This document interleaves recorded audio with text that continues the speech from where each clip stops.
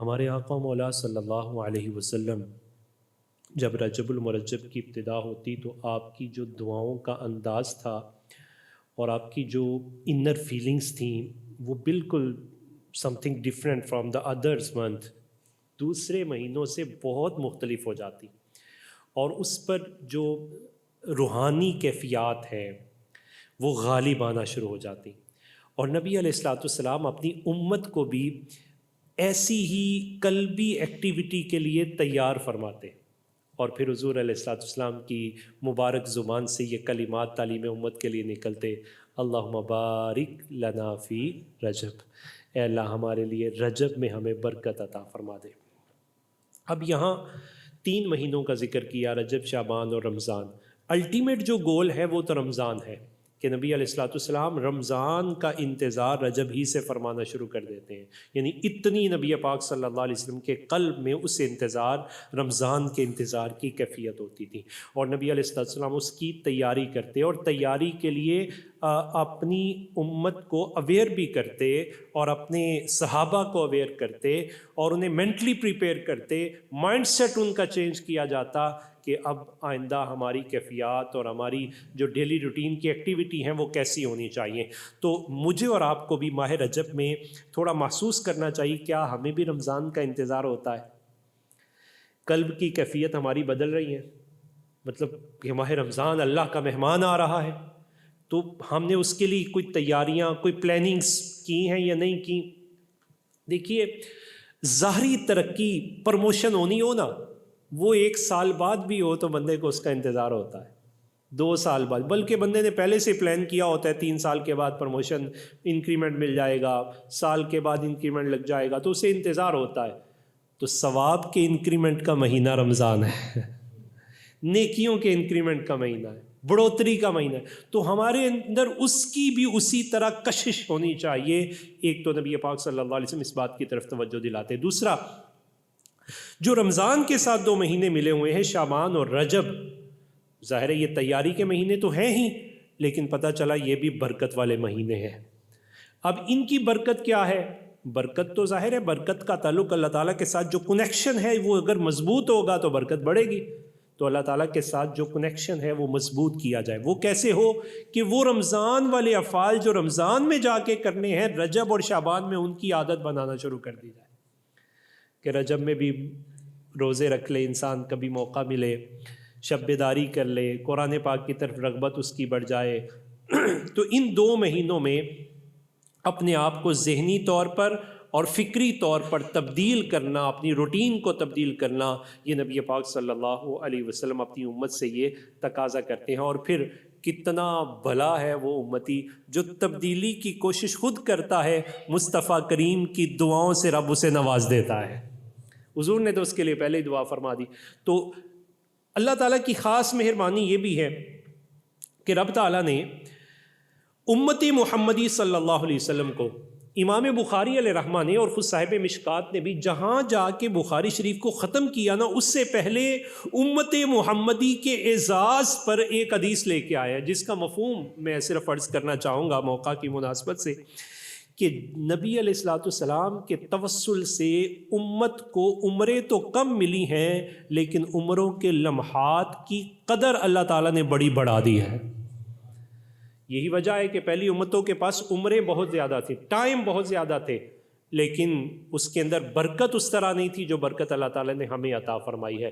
ایک رات ان کے پاس شب معراج نہیں تھی، شب بارات نہیں تھی، شب قرآن نہیں تھی، تو یہ ایک ایک رات اتنی ویلیویبل بنا دی، گویا کہ ہمیں بھی یہ توجہ دلائی گئی کہ اگر تمہارے لمحات پہلے غفلت میں ہیں تو اپنی غفلت سے مڑ کر تو آؤ تم اپنی غفلت کو دور کرو اور اپنی روٹین کو، اپنے شیڈیول کو تھوڑا سا چینج کرو اور اللہ تعالیٰ کی برکتوں کو حاصل کرنے کی کوشش کرو۔ تو یہ آنے والی رات آج کی شب معراج ہے۔ ایک المیہ لیمبک سائیڈ ہے ہماری سوسائٹی کی، مجھے اور آپ کو اس پر بہت فوکس کرنا ہے۔ دیکھیے، مغرب اس نے 2 اٹیک ہم پر کیے ہیں، ایک اپنی تہذیب کا اٹیک اور دوسرا ہماری تہذیب کے چھیننے کا۔ اپنی تہذیب اور ثقافت اور اپنے جو اس کے اسپیشل ڈیز ہیں اس کا جو انفلوئنس ہے وہ کتنا تیز ہے، کتنی تیزی سے ہمارے اندر وہ سرایت کر گئے ہیں کہ نیو ایئر نائٹ وہ ان کا خاص ان کا دن ہے، لیکن ایک اسلامی ریاست کے اندر، اسلامی نام شیلٹر کے اندر، ریاست کے تحت اگر اس کو سیلیبریٹ کیا جائے تو بتائیے اس سے بڑا ہمارا فیلئر کیا ہوگا؟ چند دن اور گزریں گے تو ہو سکتا ہے وہ پھولوں والے بھی آ جائے ویلنٹائن ڈے لے کے، اور گزرے تو امپاورمنٹ آف وومن کا نعرہ لے کر، خواتین کے حقوق کا وہ خوش نما نعرہ لے کر 8 مارچ میں بھی لوگ، اس میں کوئی اختلاف نہیں ہوگا، ہم اسے پرموٹ کریں گے، اس کی پرموشن کے پیچھے بڑے بڑے لوگ کھڑے ہوں گے، لیکن المیہ یہ ہے، یہ میدان بھی وہ جیت گیا کہ اپنی فکر غالب کر دی، ہمارے لوگ مسلمان اسے سیلیبریٹ کر رہے ہیں، اور دوسری طرف اس کی دوسرا وار یہ ہوا کہ جو ہماری تہذیب اور ثقافت کے ایام تھے ہمیں اس میں لڑا دیا۔ شب معراج، اس پر میں اور آپ آپس میں بیٹھ کے ڈیبیٹ کر رہے ہوں گے، یہ منانا کی بدعت نہیں ہے، اللہ اکبر۔ شب برات پہ بات کر رہے ہوں گے کہ یہ منانا کہاں لکھا ہوا ہے، شب قرآن پہ بات ہو رہی ہوگی، کیا اللہ کی عبادت کے لیے بھی کوئی دلیل چاہیے؟ توبہ کے لیے بھی کوئی وقت متعین کرنا ہے؟ اللہ کی بارگاہ میں شکر کے لیے بھی کہ وقت کی تعیین چاہیے؟ یہ تو گولڈن ڈیز ہیں، بونس نائٹس ہیں، تعیین ان کی من جانب اللہ ہو چکی۔ اس میں یہ فرقہ واریت کا سب سے بڑا نقصان یہ ہوا کہ اس نے اپنی تہذیب ہم سے چھین لی، ہماری شناخت کو چھین لیا۔ لہٰذا اللہ تعالیٰ کی بندگی پہ، نبی پاک صلی اللہ علیہ وسلم کی محبت پہ قائم ہونے والا مسلمان اپنی اسلامی شناخت کا محافظ ہوتا ہے۔ اگر ہم اوفینسو نہیں جا سکتے تو کم از کم ڈیفینسو پوزیشن پہ آ کے اپنی نسل کو بچانے کی کوشش ضرور کیجیے۔ لہٰذا آج کے دن کو آپ سب لوگ بھی کوشش کیجئے، آپ کولیکٹیولی آنا چاہتے ہیں اجتماعی طور پر تو مساجد حاضر ہیں، جس مسجد میں آپ کا جی چاہتا ہے آپ جائیں، اور اگر آپ انڈیویجولی جانا چاہتے ہیں تنہا اپنے گھر میں، اگر وہ کفر وہ مغرب سے چلتا ہے اور میرے گھر میں نیو ایئر نائٹ کا پیغام پہنچا سکتا ہے تو میں اپنے گھر میں شب معراج کا بھی پیغام نہ دے سکوں تو اس سے بڑا فیلئر کیا ہوگا؟ اپنے گھر میں شب برات کا پیغام، رمضان کی محبت نہ ڈال سکوں، شعبان کی محبت نہ ڈال سکوں، مصطفیٰ کریم کے درود کو لبوں پہ جاری نہ کر سکوں، اور جانے دو عالم صلی اللہ علیہ وسلم کی محبت کا میں امن کا جو پرچم ہے وہ اس کے ہاتھ میں نہ تھما سکوں، تو پھر اس سے بڑھ کر میرا آپ کا فیلئر کیا ہو سکتا ہے؟ پھر امت کدھر جائے گی؟ مستقبل کیسے قوم کا بچے گا؟ یہ ہمارے مستقبل کے معمار ہیں کہ جو آج کسی اور طرف چلے گئے۔ ہمیں انہیں واپس لانے کے لیے صرف فرد پر یا صرف اس فیلڈ والوں پر، ہماری فیلڈ کے لوگوں پر ہی ذمہ داری ڈال کر بڑی و ذمہ نہیں ہونا۔ کلکم رائن وکلکم مسئول عن رعیتہ، تم میں سے ہر ایک رسپانسبل ہے، ذمہ دار ہے، اور اس سے اس کی ذمہ داری کے بارے میں ضرور پوچھا جائے گا۔ آپ کے سینے میں بھی ایمان کا نور ہے، محبت رسول موجود ہے، سوال کیا جائے گا اولاد کو بھی نور ایمان دے کے آئے ہو؟ مصطفیٰ کی محبت کا پیغام ڈال کے آئے ہو؟ سجدے جو تمہاری جبینوں میں موجود تھے کیا اپنی اولاد کو بھی یہ عادت سکھا کے آئے ہو؟ توبہ کی توفیق، یہ ساری چیزیں، لہٰذا جمعے کے دن کو اسپیشلی آپ اس کو کومیموریٹ کرنے کا انداز بالکل منفرد رکھیں۔ گول ہمارے سیٹ ہونے چاہیے، متعین ہونے چاہیے کہ ہم نے اپنی نسل نو کو، نیکسٹ جنریشن کو کس طرح بچانا ہے، اور ہم نے اسلامی اپنی ثقافت و کلچر و تاریخ کو محفوظ کیسے کرنا ہے۔ تو یہ پہلا پیغام آج کا، اور مجھے امید ہے کہ ہم اس پیغام میں سارے مل کر اسلامی ثقافت، شناخت، تہذیب اور تمدن کو بچانے کے لیے کوشش کریں گے انشاءاللہ العزیز۔ تو اس رات کی ایک خصوصیت یہ ہو گئی ماہ رجب کی کہ اسے یہ رات بھی مل گئی، اور اس رات میں 2 طرفہ اعزاز ہیں۔ ایک اعزاز تو نبی علیہ الصلوۃ والسلام کو اللہ تعالیٰ نے خصوصی عطا فرمایا جو کسی دوسرے کو نہیں عطا فرمایا۔ جتنے انبیاء کرام اللہ تعالیٰ کی توحید کی گواہی زمین پر دیتے رہے، ان کی گواہیاں بن دیکھیں، ہمارے آقا و مولا نے گواہی دی تو دیکھ کر دی ہے۔ تمامیت ہے اس گواہی کی، توحید کی گواہی کی۔ جس نے کہا لا الہ الا اللہ دیکھا نہیں، اور مصطفیٰ کریم نے کہا ہے تو دیکھ کر کہا ہے۔ اللہ تعالیٰ کی توحید کے مشاہد آپ صلی اللہ علیہ وسلم کے ساتھ اللہ تعالیٰ نے اتنا بڑا اعزاز نبی پاک صلی اللہ علیہ وسلم کو عطا فرمایا. اور پھر ساتھ ہمارے لیے اعزاز کیا ملا کہ اللہ تعالیٰ نے، دیکھیں جتنا ہم ڈیجیٹل دور میں چلتے جا رہے ہیں تو فزیکلی ایکٹیویٹی تو ویسے ہی ختم ہوتی جا رہی ہے. اتنی مصروفیت بڑھتی جا رہی ہے کہ فزیکلی ایکٹیویٹی کرنا، ہم تو عبادت میں بھی ڈیجیٹل ثواب کے قائل لگتے ہیں. بندگی میں بھی ہماری کیفیات شاید ایسی ہو جاتی، لیکن اللہ تعالیٰ نے اپنے خاص فضل سے ہمیں 5 گانا نماز کا تحفہ عطا فرما دیا ہے. اذان کی آواز آ گئی ہے، جمعہ آ گیا ہے. وہ فزیکلی ایکٹیویٹی کے لیے بندہ آ جاتا ہے، بندے کی کیفیات بدل جاتی ہیں. اگر یہ 5 وقت کی نماز نہ ہوتی تو بتائیے ہم کہاں کھڑے ہوتے.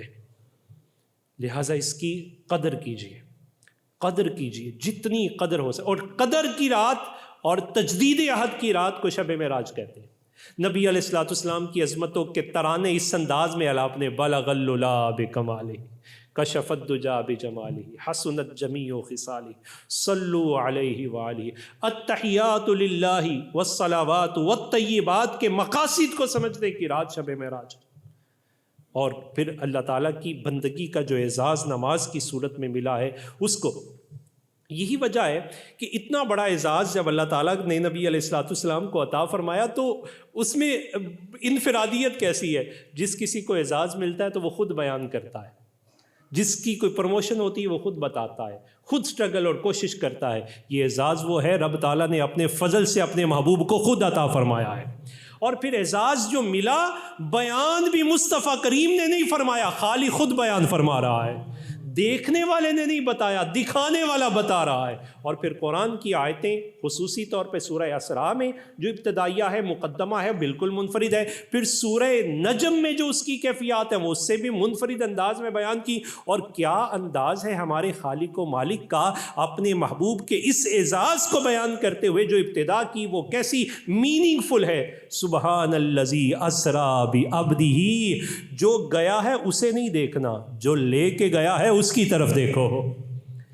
ریشنلسٹ اس کو یہاں توڑا گیا کہ تعقل پسند اپنی عقل کے کسی ترازو پر شاید اسے تولنا چاہے گا، تو کہا تم عقل کے ترازو پہ توڑنے والے تو رسول اللہ کی ذات کو نہ دیکھ، خدا کو دیکھ. اور پھر جب اس کی طرف تیری توجہ ہو تو ابتدا کیا ہے؟ سبحان، وہ پاک ہے.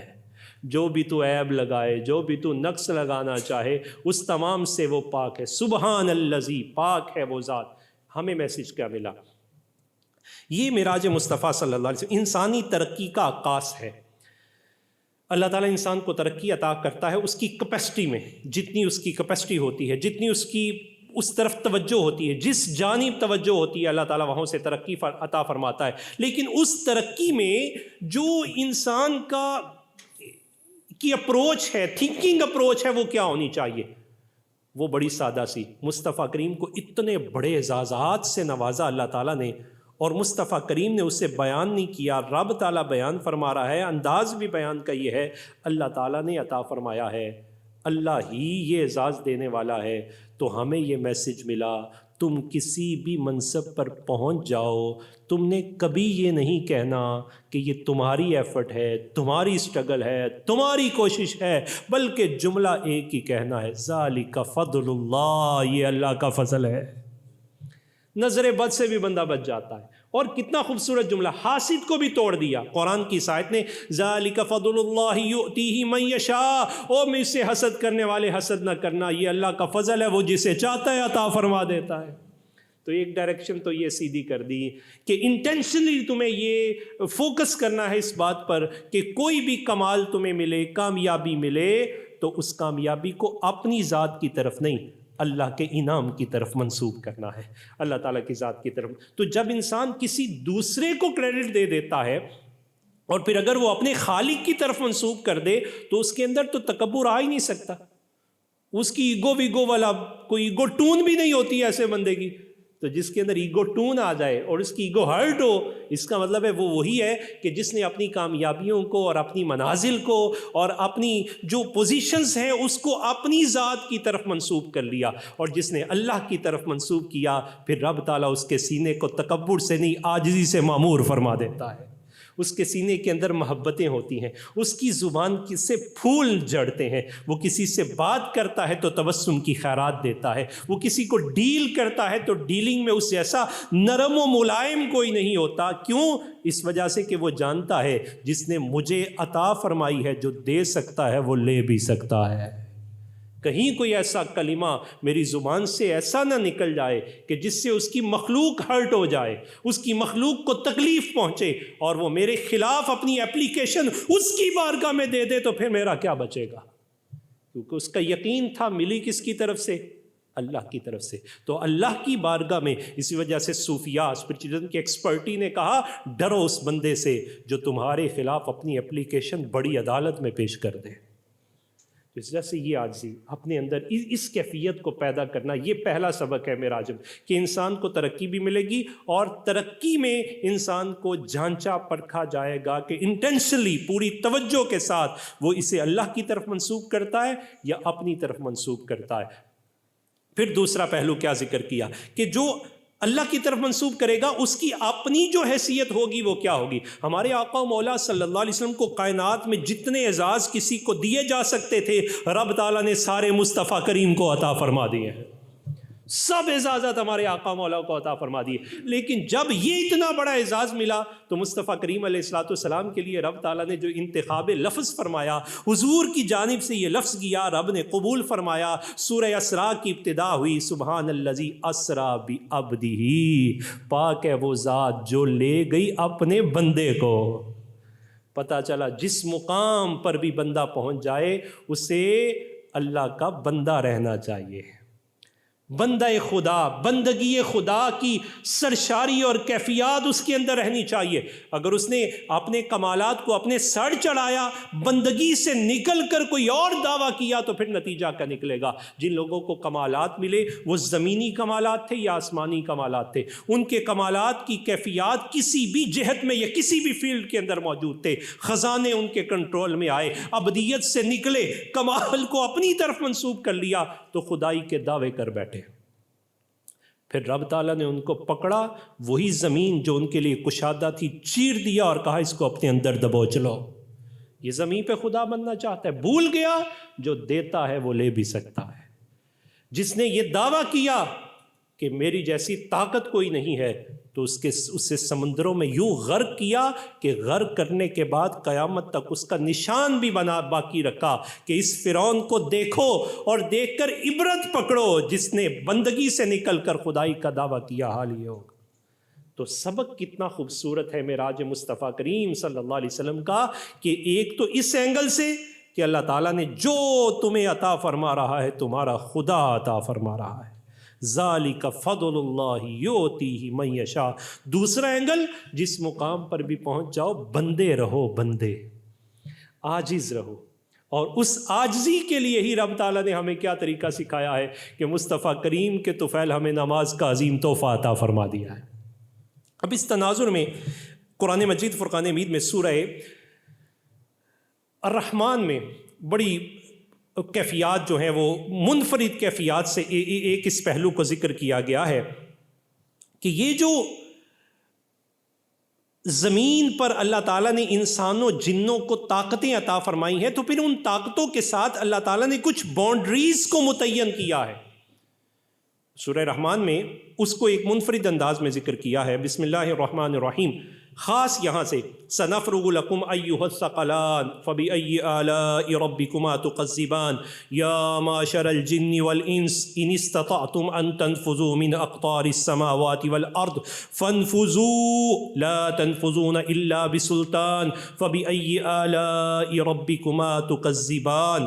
اے گروہ جن و انس، اگر تم میں طاقت ہے کہ تم نکل بھاگو آسمانوں اور زمین کی سرحدوں سے، چیلنج کرنا چاہتے ہو تو نکلو، تم نہیں نکل سکتے، تم اللہ کی حدود کو کراس نہیں کر سکتے۔ ہاں، زمین و آسمان کی وسعتیں بھی اسی کے لیے کھلیں گی جس کے لیے راستے اللہ کشادہ فرمائے گا۔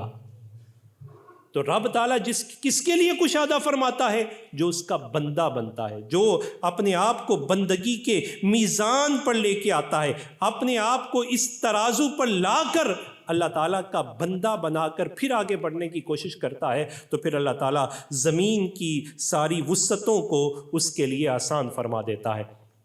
اس تناظر میں ذرا اس پہلو کو بھی دیکھیے کہ کس خوبصورت پیرائے میں سورہ اسراء میں بھی اور سورہ نجم میں بھی ان ساری کیفیات کو پروردگار عالم نے جو ذکر فرمایا وہاں بہت سارے اسباق بھی ہمارے لیے یہاں متعین فرما دیے۔ مثال کے طور پہ یہ ایک آفاقی جو مینیفیسٹو ہے، منشور ہے، وہ بھی اس آیت کی ابتدا ہی سے علماء نے اخذ کیا کہ معراج النبی یہ ایک تقویمی واقعہ نہیں ہے بلکہ یہ نبی پاک صلی اللہ علیہ وسلم کا عظیم معجزہ ہے، اور معراج انسانیت کے لیے ایک فکری منشور ہے۔ یہ اس بات کا اعلان ہے کہ جب انسان بندگی رب کی معراج پر پہنچتا ہے تو کائنات کی وسعتیں رب تعالیٰ اس کے قدموں میں رکھ دیتا ہے۔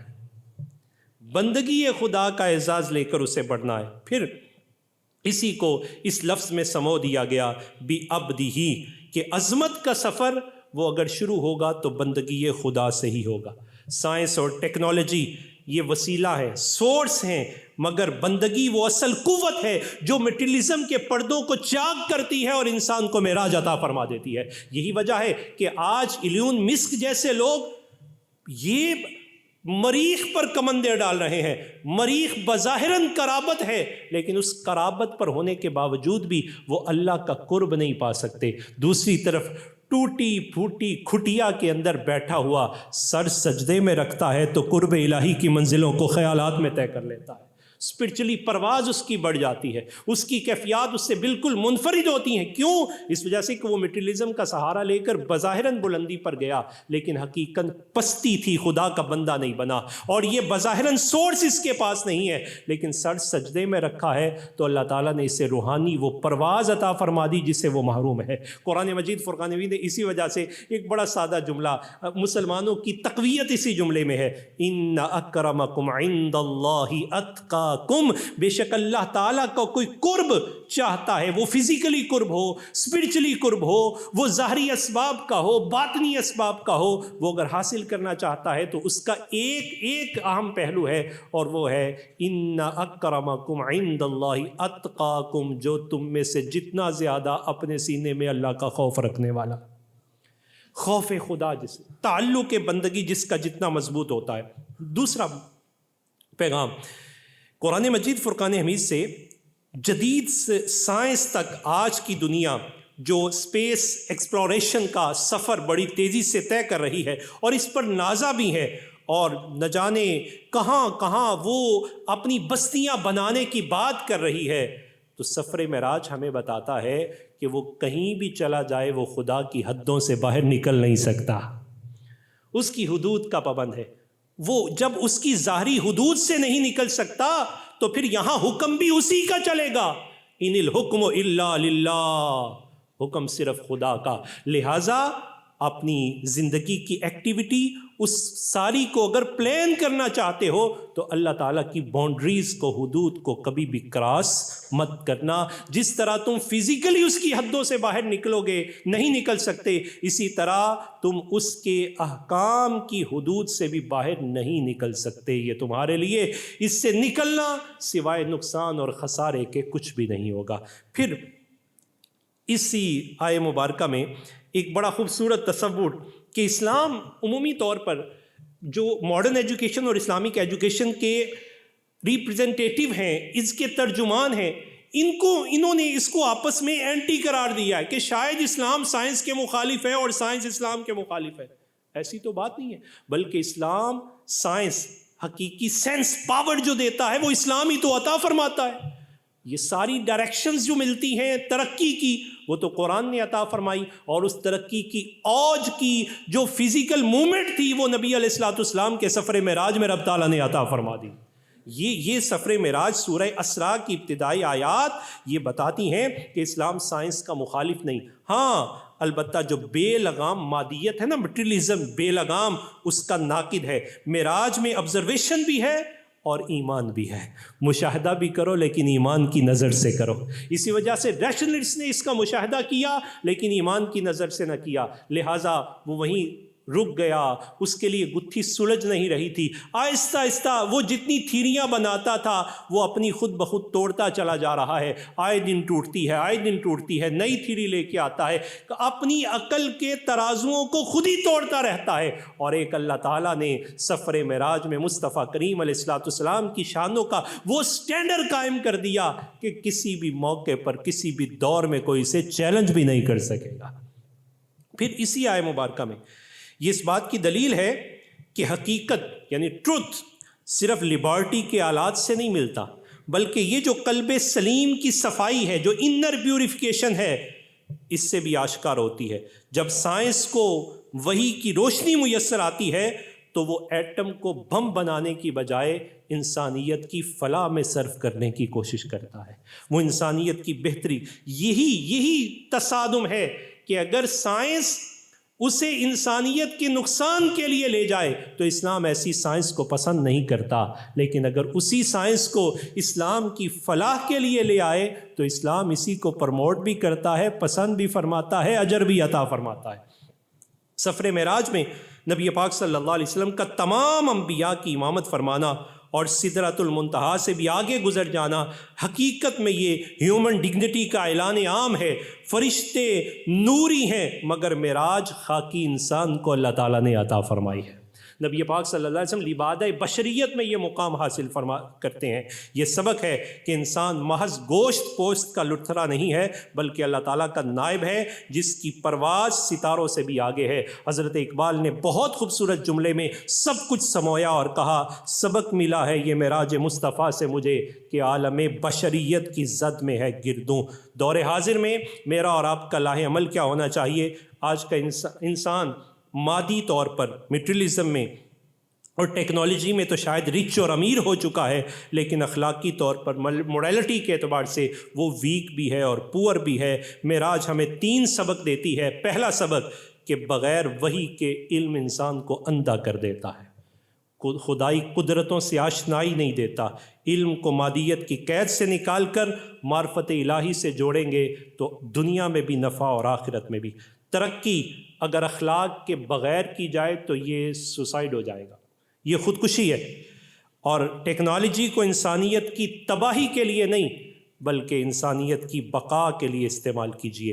تحقیق کرنا، ریسرچ ایک عبادت ہے۔ کائنات کے اسرار کو سمجھنا اور سائنس میں آگے بڑھنا یہ مسلمانوں کے لیے جہادی فکر ہے۔ آج کی جو ینگسٹرز ہیں جس فیلڈ میں نکلنا چاہتے ہیں اس فیلڈ میں نکلیں، لیکن یہ بات پیش نظر رہے اپنی خودی اور مقام کو پہچانیے۔ تمہاری تھنکنگ اپروچ بہت بلند ہونی چاہیے۔ محض نوکری یا ڈگری کے لیے مجھے اور آپ کو پیدا نہیں کیا گیا بلکہ کائنات کو مسخر کرنے، حق کا بول بالا کرنے کے لیے پیدا کیا گیا ہے۔ اپنی سمتوں کی ڈائریکشن کو درست کرنا، اپنے علم کو تقوی کا زیور پہنانا اور جس میدان میں بھی نکل جانا اس میدان میں بندہ خدا بن کر خدا کی مخلوق کا نفع چاہنا اور یہ کہنا یہ توفیق مجھے اللہ نے عطا فرمائی ہے۔ یہی معراج کا عظیم سبق ہے۔